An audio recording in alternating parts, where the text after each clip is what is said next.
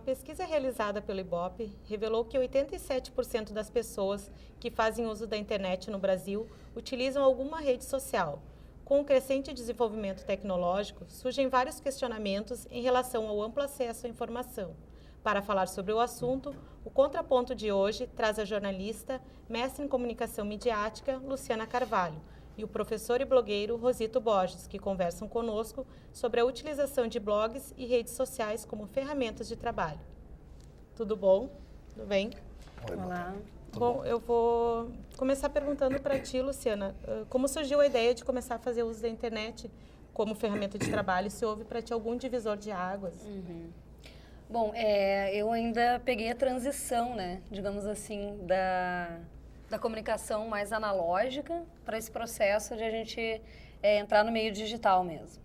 E a primeira vez que eu fiz faculdade de 94 a 97 e sem internet, né? Aí sem computador, né? Eu usava, alguns tinham, algum colega tinha computador, mas eu fui começar a usar a internet metade de 97, quando eu fui para Porto Alegre e comecei a trabalhar lá, Rádio Gaúcha, Rádio CBN, e onde eu comecei a usar essas ferramentas, né, internet, e-mail.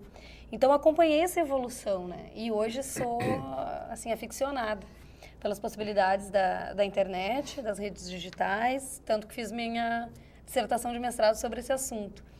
Divisor de águas, assim, eu diria que foi realmente a entrada, né? Quando eu entrei, assim, foi aquele processo de aprender, né, de entrar. Depois, um caminho sem volta, assim, né?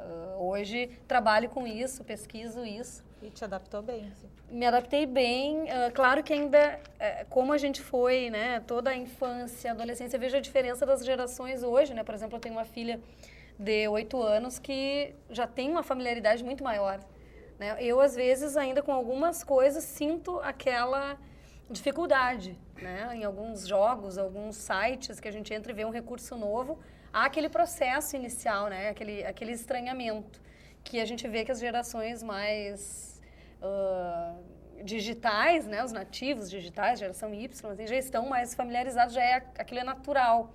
Então, a gente percebe essa diferença. Mas não me imagino sem utilizar a internet e as redes sociais hoje. E para ti, como é que foi? Já que antigamente os professores não faziam uso, né, dessas mídias, digamos. Exatamente. O início, mais ou menos, que a Luciana falou, lembra também um pouco do meu início, né? Eu entrei em 96, né, e eu peguei muito a época que pesquisa bibliográfica, né, era feita diretamente, né, no Comud, na bibliografia, né, e da mesma forma, eu fui manipular o computador pela primeira vez na faculdade. Só que daí, por exemplo, depois no trabalho, né, quando eu comecei a trabalhar como professor, a gente nota que, por exemplo, é uma situação que o jovem está inserido hoje. Tá? E acho que é um meio de tu fazer uma aproximação, né, do aprendizado com o jovem, né, porque tu tentar fazer com que o jovem largue a internet, né, e que ele fique, por exemplo, tentando se espelhar naquela aula, né, de quadro negro, naquela situação, né, tradicional, fica meio complicado, né, ele tem alternativas que às vezes chamam mais atenção, né, na própria internet. Então surge até como uma necessidade, né, de tu te aproximar dele, de resolver problemas de comunicação, de facilitar, de tornar as situações, né, até um pouco mais ágeis. Mas eu acho que não teve nenhum divisor de águas, assim, no meu sentido. Eu acho que foi um processo que foi acontecendo, né, lentamente, ele vai acontecendo, né, com a evolução, né, do processo, né, na verdade vai surgindo, né, um programa novo, vai surgindo uma mídia nova, daqui a pouco aquela forma de comunicação que era o boom do momento já não é mais. Então, por exemplo, já existe outra que ou tem uma facilidade maior. Então, eu acho que o processo vai acontecendo, né, gradativamente, né, aos poucos, assim. E como que tu sentiu esse retorno dos alunos? Foi espontâneo? Como é que foi? É espontâneo e é bom porque é uma linguagem que eles usam e é uma ferramenta que eles usam. Então, é isso que torna a situação, às vezes, até um pouco mais espontânea, né? Porque não é uma situação, uma linguagem forçada. Eu, como trabalho, por exemplo, com a disciplina que é da área de ciências, a linguagem científica normalmente não é uma linguagem tão atrativa para o jovem. Então, ele já tem mais ou menos uma tendência de ter não digo uma repulsa maior, né, mas é uma situação um pouco mais, né, de distanciamento, né, com essa linguagem, né, científica. E essa forma de linguagem é uma linguagem que aproxima. Né? Ela, bem ou mal, ela acaba aproximando, ela acaba trazendo, né, o jovem, né, fazendo com que ele, né, procure, né, mais situações, né, mais formas de aprendizado. Daqui a pouco acabe se interessando mais pela tua disciplina, não pela disciplina em si, né, do que ele vai encontrar na disciplina, mas pela forma, né, como talvez ele chegue, né, nos resultados. Ele vê que alguém ali está falando a mesma linguagem dele, né. Eu acho que é interessante esse ponto. E como assim que vocês, até para os dois, como que vocês avaliam o poder do blog, já que vocês dois possuem blog, né? Em relação à educação para ti e com as empresas que tu trabalha como analista, né? Hoje, o blog, assim, até a gente quando estuda, né, começa a estudar a rede social, a história, né, desse processo, Web 2.0, porque a gente tinha, no primeiro momento, a internet como algo não tão próximo das pessoas, né? Um grupo estava ali, né? As empresas tinham sites, era uma coisa muito estática. Com o tempo, com a chamada Web 2.0, é que há essa dinâmica de cada um ser um produtor de conteúdo, né? E essa rede se tornar algo tão dinâmico que não tem um começo nem um fim, é uma rede, né? E todo mundo é produtor, é distribuidor de conteúdo. E o blog, ele pode até ser considerado, eu acho, um divisor de águas, né? Porque quando começam as primeiras ferramentas de blog, é que as pessoas começam a se apropriar da internet de um modo mais amplo. Então, eu tenho blog desde 2007, se eu não me engano. Acho que é isso. Vocês olharam lá, né? Uhum. Mas desde 2007, assim, criei como, vou ver como é que é isso, né? Como é que funciona. Tenho um blog pessoal que começou mais como algo pessoal, de desabafo, coisas assim, de crônicas. E com o tempo, à medida que eu fui mudando meus interesses também, ampliando esse interesse de pesquisa pela própria rede, passei também a postar muita coisa relacionada a isso, né, com o trabalho. E hoje até criei um outro blog por sentir realmente que é uma ferramenta onde as pessoas podem trocar informação, a gente pode postar informações, né, de uma maneira muito fácil. E acredito assim que é a partir do blog que a internet cresceu realmente. E hoje o que é rede social? Twitter, 140 caracteres, não se diz muita coisa. Não. Mas ali tu pode colocar um link para o teu blog e aí tu vai dialogando com as pessoas, né? Acaba se tornando uma grande rede mesmo. Uma grande rede, a blogosfera, né, como uma grande rede. Um blog sozinho não é nada, né? Se tu for pensar o que tem de revolucionário, o fulano tem um blog, né? Ele tem um blog, eu tenho meu blog, tu pode ter o teu. Individualmente não é assim algo tão representativo. Mas se tu pensar como blogosfera mesmo, e o que isso representa para a mídia, de um modo geral, né? Quantos blogueiros aí acabam, muitas vezes, pautando a mídia, criticando a mídia. Então, é uma ferramenta até de contrapoder, muitas vezes. E ganhando muita expressividade, né, em função disso, né? É verdade. Às vezes, uma simples opinião, né, que o cara está colocando no blog, daqui a pouco aquela opinião, ela começa a ser aceita e começa a ser vista, né, por uma grande parcela da população. Adquire uma visibilidade. Quando vê, ele é um formador de opinião. Verdade. E a gente tem, hoje se discute muito, né? Mídia de massa versus mídia social. Mas uma alimenta muito a outra. Então, a gente sabe que, por exemplo, tem celebridades que vão para essas mídias sociais, para as redes sociais, para se aproximar do seu público, para ficarem ainda mais famosas, digamos assim. Mas tem aquelas pessoas que conquistam reputação na internet. Né? Através de um blog, através do Twitter. Teve aquela menina que acabou indo para o Big Brother, a Tessália, que ela ficou conhecida primeiro, né, através do blog, do Twitter. Mas tu perguntaste, né, só para não fugir, eu uso muito mais assim como uma ferramenta de trabalho, de compartilhar informações com os colegas, né, com pesquisadores, e utilizando o Twitter como forma de divulgação. Não é algo assim profissional, né, para mim, o blog, mas hoje, como eu estou trabalhando em uma agência de comunicação, né, com justamente a questão das mídias sociais, acaba sendo sim uma ferramenta também de trabalho, de produção de conteúdo, né. E assim, se vocês têm algum cuidado, né, quando vocês estão no blog, em relação às empresas que vocês trabalham, né, tipo, o que vocês vão postar, tem assim, um cuidado prévio em relação a isso? Tem, né? Tem que ter, isso aí é bem importante, né? Até porque vai por várias situações, né? É visto por muita gente, né? Assim como ela falou, a questão do blog ali, eu comecei também o meu em 2007, né? E eu comecei com uma necessidade de melhorar essa situação da informação, né? E, por exemplo, eu tenho 3 ferramentas principais que eu utilizo. Assim, eu tenho um blog, eu tenho, por exemplo, o Twitter e um MSN, que eu resolvi fazer da seguinte forma. Todos eles têm um pouco de profissional e um pouco de pessoal.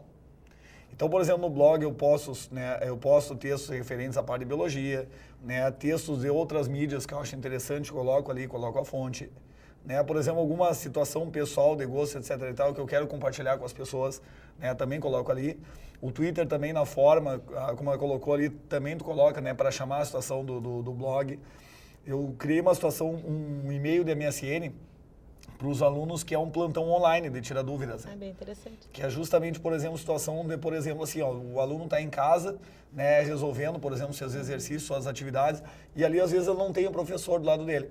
Então, por exemplo, ou ele manda um e-mail, né, ou se eu tiver online ali, é justamente para tirar dúvidas, não que necessariamente tu tenha que conversar exclusivamente sobre assuntos profissionais, mas a ideia é para aquilo ali. Então, às vezes acontece, por exemplo, de já ter ex-alunos que hoje já estão na faculdade, que ainda, né, se mantêm, né, em comunicação, de, por exemplo, de auxiliar eles em trabalhos da própria faculdade. De, às vezes, trocar ideia, professor, estou fazendo um curso assim, estou gostando, lembra que tu falava em aula, que assim. Então, é interessante porque ela mexe com essa situação da comunicação, ela facilita. E a internet, até como a gente estava falando, a questão de divisor de águas, ela tem a seguinte situação, tu vive opostos, né, com a internet. Porque ao mesmo tempo que, como a Patrícia estava dizendo ali, ó, qualquer um hoje em dia... Oi? Luciano, perdão. Qualquer um hoje em dia publica e posta na internet. Então tu tem que ter muito cuidado até com essa questão da segurança dos textos que tu tira. Né? Não necessariamente, por exemplo, tu vai ter um texto que vai ser qualificado, que seja um texto de qualidade, porque tem essa situação que qualquer um pode publicar. Sim, nem tudo é confiável. Nem tudo é confiável. Então, isso, por exemplo, facilita o acesso à informação, mas às vezes, por exemplo, dificulta também porque tu cria uma determinada dependência em relação à internet. A gente vê principalmente essa geração mais nova, que não pegou essa época que nós pegamos, de ter que fazer uma pesquisa bibliográfica. Parece que sem internet hoje, a gurizada praticamente não sabe mais pesquisar. Por exemplo, em colégio é meio complicado tu trabalhar com algum trabalho de pesquisa bibliográfica, porque se restringe normalmente às fontes que existem na internet. É o famoso, né, que chama... Ctrl+C. Essa questão, por exemplo, da aproximação. Ao mesmo tempo que ela aproxima, né, no que ela pode, por exemplo, facilitar ao encurtar distâncias, tu tá lá, por exemplo, em outra cidade, né, tipo agora é feriadão de Páscoa. O pessoal, por exemplo, vai estudar, o pessoal vai, por exemplo, para casa, né, e leva o seu material. Daqui a pouco está estudando, daqui a pouco tu tem um contato com o professor, a quilômetros de distância. Da mesma forma que ela aproxima nessa situação, ela também pode afastar. Porque ela cria essa situação, de, por exemplo, da comodidade. Tipo, por exemplo, não preciso, tipo, ir lá no cursinho, ir no colégio, falar com o professor, bom, tira a dúvida aqui pela internet. E às vezes tu conversa, tu tá do lado do colega e fala pelo MSN e não fala... Então, essa nossa geração, né, que tá aprendendo a conviver com a internet, tem que viver com esses opostos, né? Que eu acho que é essa geração mais nova, que já nasceu nessa era da internet. Eles têm uma capacidade, eu acho que, de gerenciar, né, essas situações um pouco diferente da nossa. Mas é um desafio, né, pra gente. Uma coisa, o Rosito estava falando, eu estava pensando o seguinte, como a gente trabalha mais, né? Exatamente. Porque tinha lá o escritor italiano, né, que dizia que a gente ia ter o ócio, né, ia ser a era do ócio, o ócio criativo. Mas, na verdade, a gente trabalha cada vez mais. Muito pelo contrário, né? Tu tá em casa, só que, ao mesmo tempo, o trabalho fica mais divertido. Então, eu acho que essa dá até uma pauta para um outro programa, né? A questão do trabalho e do lazer. Hoje, as fronteiras se diluem. Claro, para quem tem acesso a isso. E né? outra, e a velocidade dessa informação, ela está sempre necessitando de uma atualização. Então, por exemplo, tu não pode deixar essa informação defasada. Né? Isso que tu falaste assim de trabalhar mais. Quanto mais tu trabalha, quanto mais mídias, por exemplo, tu cria, quanto maior for a diversidade que tu trabalha em cima disso, mais tu tem que trabalhar atualizando. Sim. Tipo, se tu não atualiza o teu blog, né, o cara, por exemplo, vai olhar uma vez, né, ele vai visitar a segunda vez, na terceira vez, não está atualizado. Quer dizer, por exemplo, a questão do Twitter, né, tu usa a situação normalmente para fazer chamamento de alguma notícia, alguma situação até pro blog.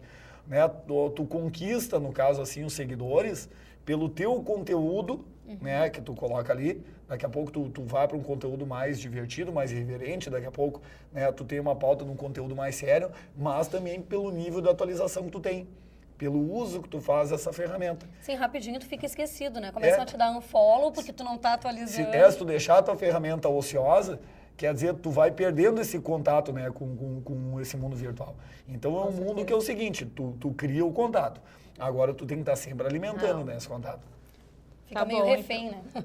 Bom, faremos um breve intervalo e voltamos já, falando sobre redes sociais e blogs como ferramentas de trabalho.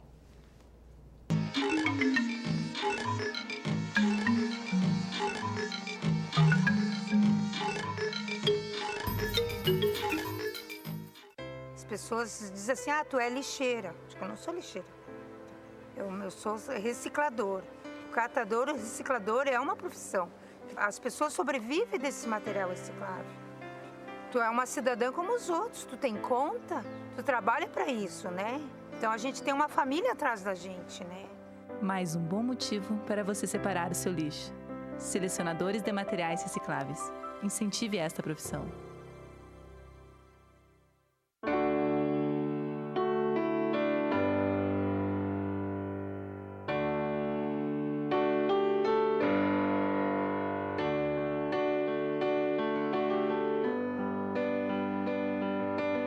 E no fim de tudo, pipa e vento, num belo momento, vão chegar ao céu. Assim como a pipa precisa do vento para voar, a Estação dos Ventos precisa de você. Colabore!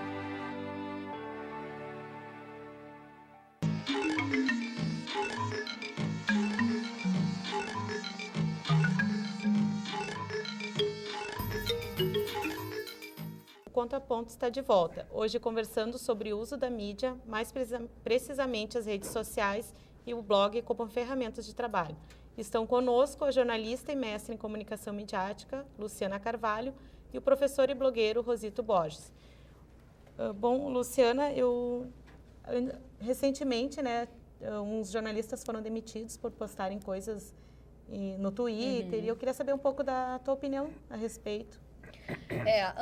Teve vários casos, né? Não só jornalistas, mas eu lembro de um diretor de uma empresa ligada à questão da web, que também, durante um jogo, ele torcia para um time e a empresa para a qual ele trabalhava patrocinava o adversário.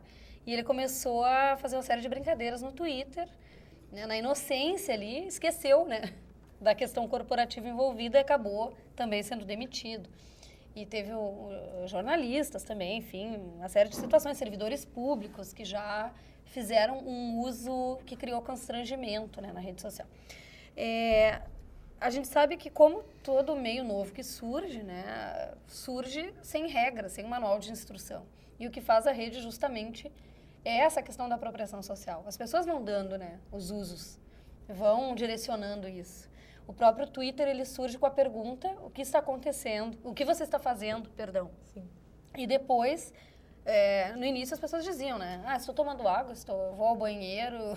E ainda tem gente que faz esse uso. A gente até acaba sabendo tudo, né, que a pessoa está fazendo pelo Twitter. E cada um usa da sua maneira e não tem um jeito certo ou errado, mas enfim, tu tem que saber para que tu está usando e adequar isso para aquele uso. E depois, até em função de que ele começou a ser uma rede tão importante, né, sendo usado para protestos, teve o caso do Irã, né, uma série de situações aí mundiais em que essas redes foram usadas com um propósito, né, social, político, enfim. O Twitter mesmo acabou, em 2009, mudando a sua pergunta inicial, né, para o que está acontecendo, justamente porque ele passou a ter, né, esse caráter muito mais de uma ferramenta noticiosa. Tanto que hoje se discute, é uma rede social? É uma mídia noticiosa? A questão é que, se eu tenho ali possibilidade de ter uma rede de amigos, né, e formar aquela rede independente de eu conversar ou não com esses amigos, eu tenho possibilidade de compartilhar, né, eu dou um RT, retuito, então eu estou compartilhando com a minha rede aquelas informações. Então, é uma rede social, por mais que eu não interaja, que eu não converse diretamente. Mas voltando, com relação a esse uso, né, inadequado, digamos assim, as empresas passaram algumas com medo a proibir. Não, o funcionário não pode usar. Mas a maioria das empresas está na internet, queiram elas ou não, né? Porque as pessoas estão lá falando delas. E então hoje eu vejo muito mais como impossível uma empresa chegar e dizer não, meu funcionário não pode usar. Tem que haver o bom senso. Então, muitas empresas se deram conta disso e criaram alguns manuais, orientaram os funcionários sobre como usar. Porque, queira ou não, né? Eu lembro que quando houve a demissão do jornalista da editora Abril, da National, que falou mal da outra revista, da Veja, só que era do Grupo Abril também, foi demitido. E muita gente começou a falar mal do grupo por demiti-lo, porque era uma opinião pessoal. Mas, ao mesmo tempo, a gente tem que se dar conta de que eu estou ali, eu sou aquele profissional, né? Eu estou também representando aquela empresa. Então, tu és professor do cursinho. Não adianta tu começar a falar mal lá dos colegas e achar que isso vai passar batido. Despercebido, porque, afinal, ali tu és tanto a pessoa, Rosito, né? Eu sou ali a Luciana, mas eu sou a profissional que trabalho para aquela empresa. Então, a gente não tem como separar isso. Está se criando uma espécie de código de ética, Exato. né? Devagarinho, né? Com o uso, né? As pessoas vão usando e vão se dando conta. E tu, como trabalha com essas mídias, que cuidados que tu tem para não misturar? É interessante, né? Porque eu comecei a trabalhar, terminei o mestrado agora há pouco e fui trabalhar com as mídias sociais, mais nesse sentido de publicidade, de cuidar de algumas marcas, agora. Então, eu uso um aplicativo ali, uma ferramenta, que é o TweetDeck, tem também o Hootsuite, vários que existem, né? Onde a gente pode gerenciar várias contas. E, às vezes, tu seleciona, né? Vou fazer um tweet, seleciona a conta com que tu vai tweetar. E aí, quando tu vê, de repente, sem querer, tu selecionou a conta de uma empresa que tu está cuidando e vai ser um tweet pessoal. Então, tem que ter esse cuidado. Né? Tu tem que estar muito atento e prestar muita atenção no que está fazendo. E quando, assim, eu acredito no seguinte, nem tanto ao céu, nem tanto à terra. Não quer dizer que tu vai deixar de emitir opiniões pessoais porque tu é um profissional. Né? Eu vejo, por exemplo, muitos jornalistas que são funcionários de uma empresa de mídia que têm total liberdade na rede. Eles, nos perfis pessoais, tweetam, né, ou postam no Facebook, ou Orkut, muitas vezes questões polêmicas e ninguém chega censurando eles. Né? Então, é dada aquela liberdade. Mas, obviamente, que alguns assuntos eles têm que cuidar. Assim, eu também procuro, obviamente, cuidar, ter uma certa postura, né? Mas a gente acaba misturando. Eu acho que é muito difícil não misturar o pessoal com o profissional na tua conta ali. Eu ia dizer até porque, voltando um pouco para o blog, né? Até faço essa pergunta porque eu dei uma olhada no blog de vocês, né? E eu vi que, tipo, no teu, né? Tinha várias, tipo, confissões, digamos assim, tinha coisas bem mais pessoais, junto com coisas de trabalho, tipo, às vezes falando de algum evento, até da própria UFSM, né, que tu fizeste teu mestrado lá. O teu também, até eu vi que além dos, ali, tipo, dos gabaritos, né, dos endereços das universidades, tudo, também tinha, eu vi até do Iron Maiden, né, tipo, os nomes das músicas, assim, até por isso que eu perguntei como é que vocês lidam, né, com o trabalho, o lado profissional e o lado pessoal na rede, né, ali no... Eu acho que não dá pra gente também ser hipócrita e achar que as pessoas ali na rede, na internet, seja em que rede for, são quase que perfeitas, né? Tem que cuidar tudo que vai fazer. Tu não dissocia, né? Não tem como. E eu acho até que essa pessoalidade é interessante. Né? Até para as empresas, assim, uma tendência é justamente dar esse tom mais pessoal, porque qual é a diferença, né, da mídia social para a mídia de massa? Justamente essa possibilidade de haver essa pessoalidade, de falar direto contigo, né, de ser uma coisa mais impessoal. Né? Até o blog, ele tem essa característica, né, de ser uma escrita mais fluente, que não tem tanta aquela preocupação, claro que tu não vai escrever errado, mas não tem tanta aquela coisa mais formal, né? Tu vai dar um tom mais informal porque tu está colocando ali, mesmo que seja uma informação profissional. Sim, até acaba se tornando mais pessoal, Mais pessoal, por isso, né? é. Por conta E no disso. blog tu te representa, né? Exato. Por exemplo, se tu tiver um site da empresa, bem ou mal, tu tá representando a empresa, de uma colocação que tu coloca ali, numa situação que tu vai postar ali. O blog, bem ou mal, é claro, né, dentro dos limites que tu tem, né? Limites éticos, etc e tal, né? A Luciana falou ali a questão, por exemplo, da empresa, da colocação, mas bem ou mal dentro desses limites, tu tá te representando. E tu tá te representando de uma forma mais humana do que seria normalmente um site formal, tu tá representando tu mesmo. Então, por exemplo, tu tenta da melhor maneira possível mesclar ou misturar essa situação profissional com a situação, por exemplo, de alguns gostos pessoais. Por exemplo, o blog tu vai fazer com a tua cara. Tu quer que a pessoa, ela vai abrir aquele blog, ela vai ver aquela situação, não necessariamente para ser uma situação informativa. Ela quer visitar o teu blog porque ela quer saber o aspecto visto sobre o teu ponto de vista. Quem é o professor, do que ele gosta. Exatamente, entendeu? Então, é interessante a gente tentar colocar essas situações, né, de modo com que elas se conciliem. Então, por exemplo, no blog ali, eu vou postar, por exemplo, situações em relação a um texto, em relação a uma situação pessoal, eu coloco, por exemplo, links de universidades, eu coloco material para os alunos, né, fazendo downloads, eu coloco endereço de outros blogs, né, de pessoas que eu conheço, quer dizer, isso não deixa de ser uma forma de gerar influência. Então, eu estou colocando o endereço de alguns blogs que estão relacionados com o meu gosto, que se, por exemplo, o visitante passar por ali e estiver, né, ouvindo, estiver vendo, né, uma situação ali, ele pode se interessar ou não. Quer dizer, é uma ferramenta que, a cada vez que tu avança, ela vai te abrindo escolhas. Né? Tu pode ir para um lado, tu pode ir para o outro lado totalmente diferente, tu pode retroceder, tu pode achar que aquela escolha não seja adequada, né? E então ele te abre essas infinitas possibilidades. O legal de trabalhar com esse tipo de situação é isso, que tu não fica, por exemplo, atrelado numa ideia só. Então, tu tem possibilidades praticamente infinitas, né? De gerar, de discutir, de comentar, de dar opinião. A tua opinião pode ser aceita, pode não ser aceita. Tá? Então, tem toda essa interação aí que é interessante.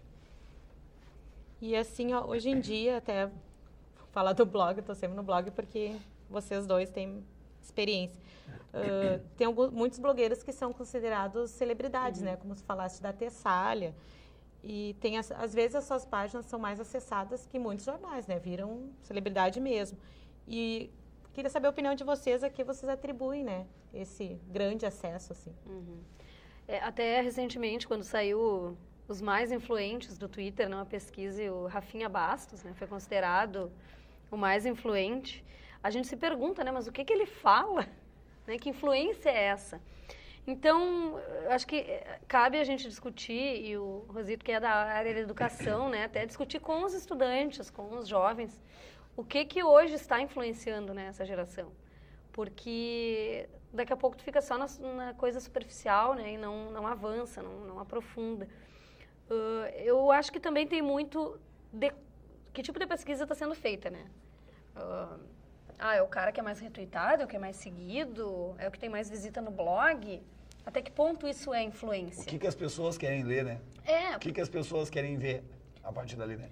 Porque muitas vezes ele tem visibilidade, ele é visto, mas não quer dizer que ele seja influente, que ele esteja ajudando a formar a opinião naquelas pessoas. E, na verdade, às vezes as pessoas também não têm uma procura sobre um assunto único. Então, tu vê, por exemplo, até no blog, até no Twitter, né, tu segue, por exemplo, colegas, tu segue uma celebridade ligada, por exemplo, ao esporte, tu segue um jornal de grande circulação, tu segue uma celebridade ligada, por exemplo, à questão do humor. Então, tu não tem um assunto só. Então, na verdade, são muitos assuntos que estão misturados dentro do mesmo veículo de comunicação. Então, por exemplo, quando tu vai fazendo essa comunhão de assuntos, né, de assuntos comuns, na verdade, isso acaba gerando, por exemplo, tipo, grande acesso, né, a grande quantidade de acesso, né, de um determinado tema. Então, na verdade, às vezes não significa necessariamente, numa situação que todo mundo deseja saber exclusivamente sobre aquele tema. Numa situação como o Twitter, né, que é tão interligada. Porque são vários temas comuns. Então, por exemplo, uma dessas, dentro desse tema, né, falando do Rafinha Bastos, né, como um dos mais influentes, tipo, dentro desse tema ele se destaca. Então, por exemplo, dentro de um outro tema, como jornalismo, né, tem outros jornalistas que também têm tanto destaque, né, quanto ele, só que tem essa pluralidade de busca, né, de informações. Isso acaba gerando, né, essa situação e essa troca, né? Daqui a pouco um personagem lá ele é o mais influente, daqui a pouco ele já não é mais e já tem outro. É tudo muito Uma certa disputa. efêmero, Uma né? certa disputa e outra. Não necessariamente nós temos indivíduos reais ali. Tem muitos personagens ali, tanto nos blogs, né, quanto, por exemplo, no Twitter.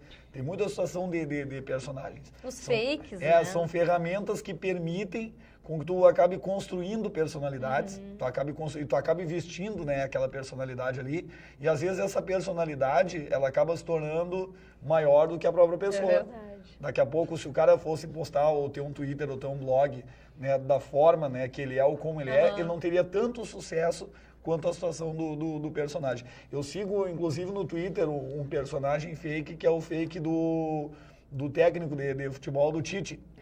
Então ele usa, né, todos os trejeitos, né, que o Tite fala, né, com a sua linguagem, assim, que eu digo para vocês que se, por exemplo, o verdadeiro Tite tivesse, né, um blog e tuitasse, né, as informações sobre o futebol da forma que ele acha que deveria ser, ele não teria tantos seguidores quanto Tem o esse fake dele.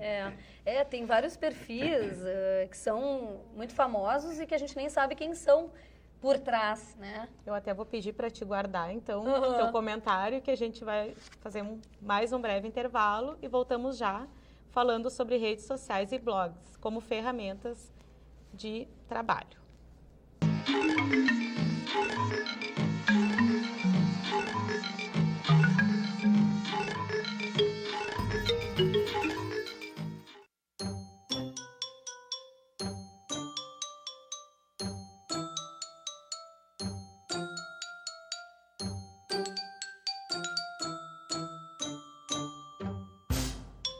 O apoio familiar é fundamental em todas as etapas da vida.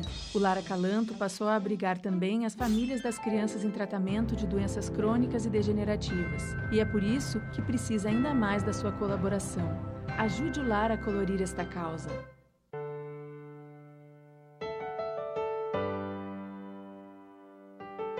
Há mais de 70 anos, o Lar de Joaquina educa e ajuda crianças em situação de risco. Colabore conosco para que possamos ampliar nossas atividades, dando continuidade aos nossos trabalhos. Mais informações no site lardejoaquina.com.br.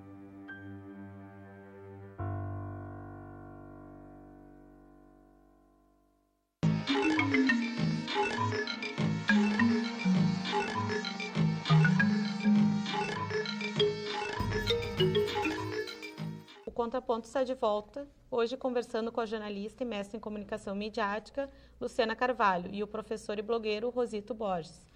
Bom, Luciana, tu estava nos falando sobre essas pessoas que estão por trás dos personagens, né? É um fenômeno bem interessante hoje, principalmente do Twitter. A gente acaba falando mais, né, do Twitter, porque eu acho que hoje ele é o grande agregador assim, da internet. Todo mundo vai para o Twitter para dali saber o que está acontecendo. Né? Alguns perfis, né, curiosos, por exemplo, o criador, como se fosse Deus, daí ele fala com seus discípulos, e que, por exemplo, é um perfil que não se sabe quem que abastece. Até recentemente foi feita uma entrevista com alguns desses perfis, com as pessoas que abastecem os perfis, como é o caso do Bom Dia Porquê. Tem também o bairrista, que satiriza um pouco essa coisa do gaúcho, né, de que tudo daqui é melhor, e rende algumas risadas. Tem o blog lá, o Bairrista, para quem quiser conferir, e muitas vezes tem uma equipe por trás. Né? E eles, tu vai ver, eles têm um monte de seguidores e são pessoas anônimas, né, que a gente não conhece, mas que estão ali fazendo um trabalho interessante na internet e que atrai a atenção, né, desse público. E você acredita que a falta de informação especializada leva as pessoas a procurarem conteúdo nos blogs?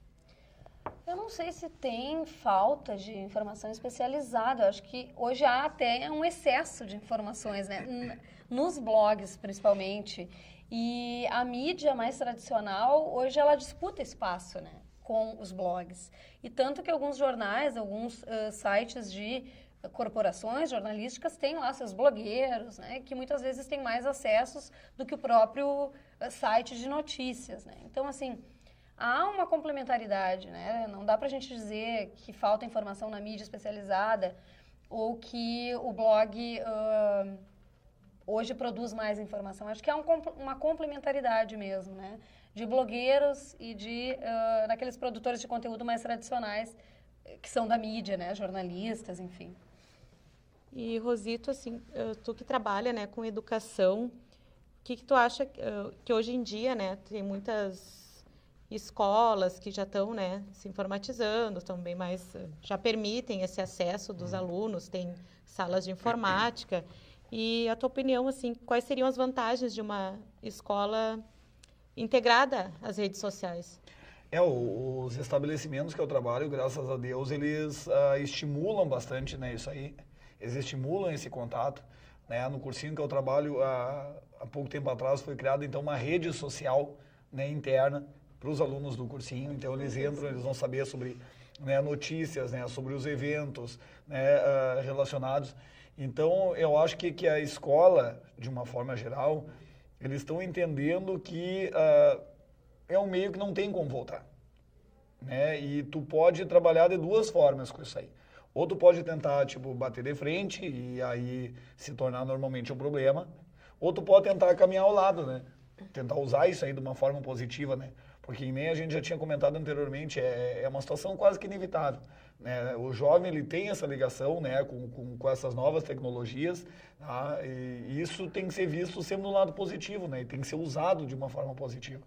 Então, as escolas hoje estão realmente entendendo, estão valorizando e estão estimulando, né, que obviamente dentro, né, de toda essa situação que a gente tinha conversado antes, né, que até a Luciana tinha colocado a questão da situação desse código de ética, né, que deve existir, dentro desses limites, deve ser estimulado.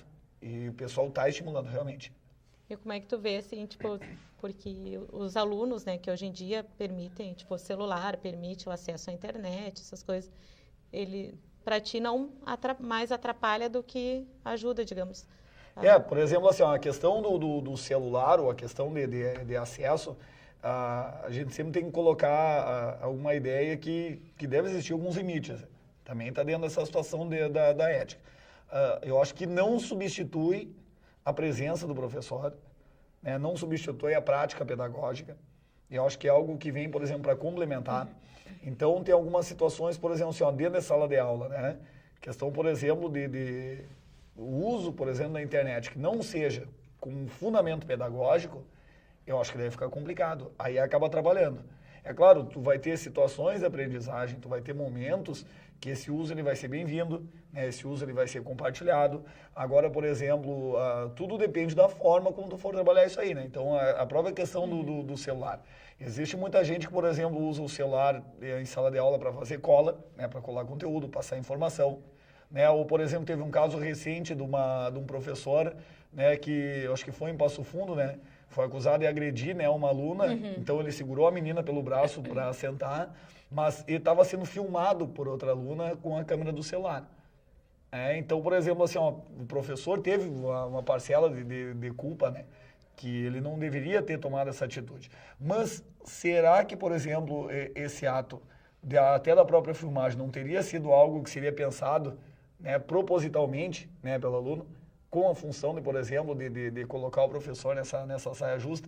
Então, essa mídia eletrônica, ela tem essa dicotomia, né? Ela tem um ponto extremamente positivo, que facilita o acesso, facilita a informação, facilita a troca de ideias. Eu, por exemplo, com a questão do blog, eu troquei ideias com gente de São Paulo, do Rio de Janeiro, de Rondônia, né, de Fortaleza, que entram, que veem um blog, que fica sabendo e a gente troca experiências. Eu aprendi muita coisa, ajudei muita situação.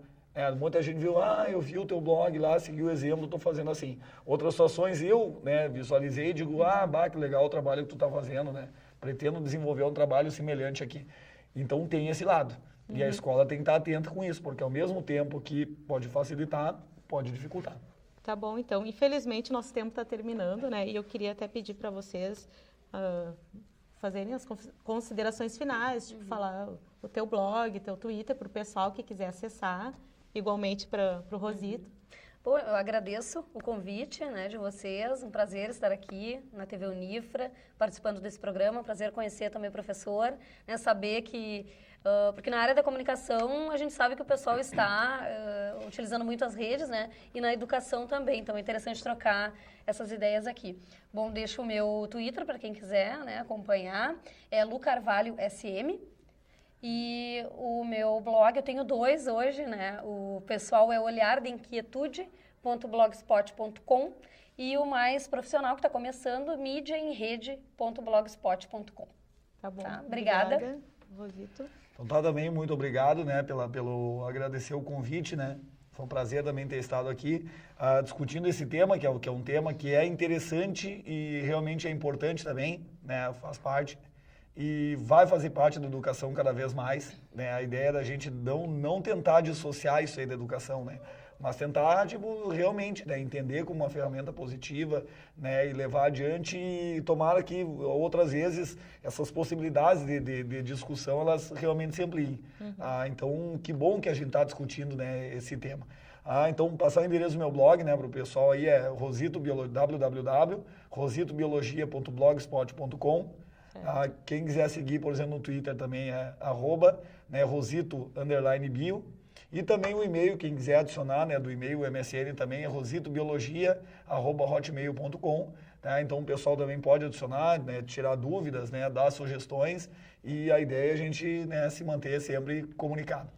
Nosso programa está chegando ao fim. Eu conversei com a jornalista e mestre em comunicação midiática, Luciana Carvalho, e com o professor de curso pré-vestibular e blogueiro, Rosito Borges. Agradeço a presença de vocês. Ficamos por aqui. Até a próxima.